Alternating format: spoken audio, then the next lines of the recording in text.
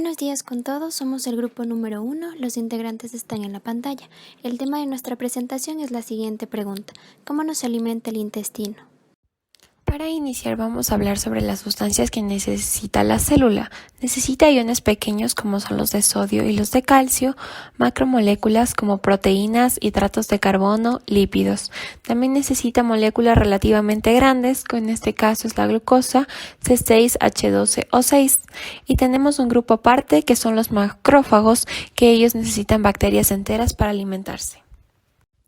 Las membranas biológicas son formadas por una bicapa lipídica con fosfolípidos y son una barrera selectiva al paso de diferentes sustancias. La membrana biológica está formada por una bicapa fosfolipídica, proteínas y glúcidos intercalados. También es asimétrica, tiene fluidez, consta de autorreparantes y autoagregantes. Como vemos en la imagen, la membrana está formada por proteínas, que sería el número 1, el número 2 que serían lípidos y el número 3 que sería glúcidos. Algunas de las funciones de las membranas biológicas es el crecimiento, desarrollo y funcionamiento celular, la función estructural, también dan soporte, son una barrera permeable selectiva, controlan el flujo de información entre la célula y el medio ambiente y también ayudan en la translocación de la energía. Uno de los procesos que se lleva a cabo en esta membrana es la difusión simple, que es básicamente el paso directo a través de la membrana de pequeñas moléculas sin carga a favor del gradiente. Como podemos ver, pasan del espacio extracelular al intracelular. Mecanismos de transporte activo. En el transporte activo, la célula gasta energía, como por ejemplo en forma de ATP, para mover una sustancia contra su gradiente de concentración. Hay dos tipos principales de transporte activo. El primero es el transporte activo primario, el cual utiliza directamente una fuente de energía química para mover las moléculas a través de una membrana contra su gradiente. El segundo es el transporte activo secundario, también llamado cotransporte, el cual utiliza un gradiente electroquímico generado por el transporte activo como fuente de energía para mover moléculas contra su gradiente. Mecanismos de transporte pasivo.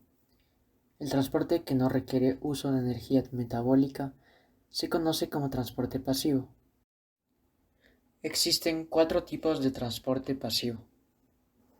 2 corresponden al transporte pasivo y libre. El primero es la ósmosis. El segundo es mediante difusión. Otros 2 tipos de transporte pasivo son el transporte pasivo inmediato. El primero por difusión a través de proteínas y canales, y el segundo a través de difusión facilitada o a través de proteínas transportadoras o carriers.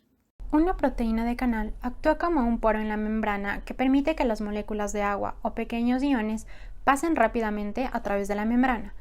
Estas proteínas atraviesan la membrana y forman túneles hidrofílicos a través de ella, lo que permite que sus moléculas blanco pasen por difusión. Existen diversos tipos de proteínas de canal, como las aquaporinas, que permiten que el agua se difunda a través de la membrana. También se encuentran las proteínas de canal de iones, que permiten que los iones se difundan a través de la membrana. Finalmente, existen también las proteínas de canal con compuerta, que tienen un sitio de unión que es específico para ciertas moléculas o iones.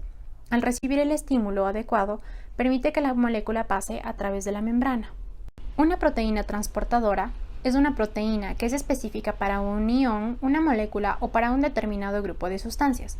Las proteínas transportadoras llevan el ion o molécula a través de la membrana, cambiando su estructura luego de la unión del ion o molécula para llevar la molécula blanco de un lado a otro en la membrana. Este tipo de proteínas se encuentran involucradas en el transporte pasivo y activo.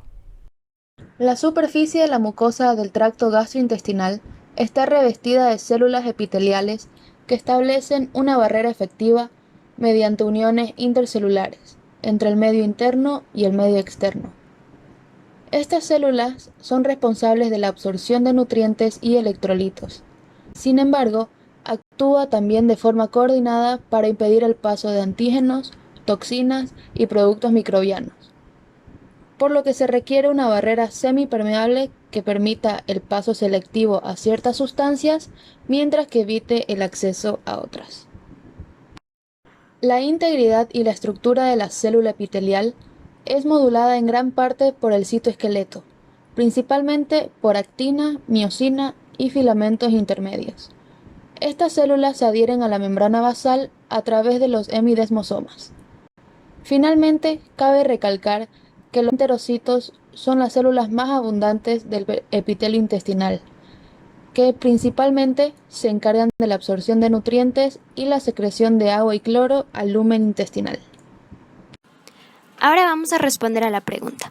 Para esto primero es importante considerar que ciertas moléculas como la glucosa son incapaces de difundirse directamente a través de las membranas celulares.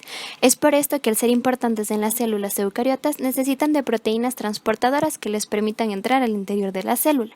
Es aquí cuando entran en juego los cotransportadores de sodio y glucosa, SGLT, que en inglés es Sodium Glucose Transporters.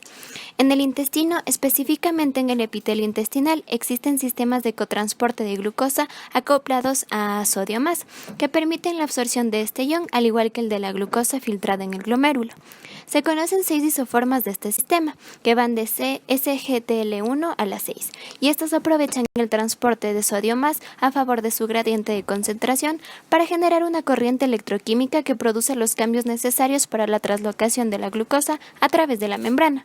Este transportador actúa con la energía proveniente de la hidrólisis del ATP y de esta manera por cada molécula de ATP se transportan 3 de sodio hacia el exterior y 2 de potasio más hacia el interior.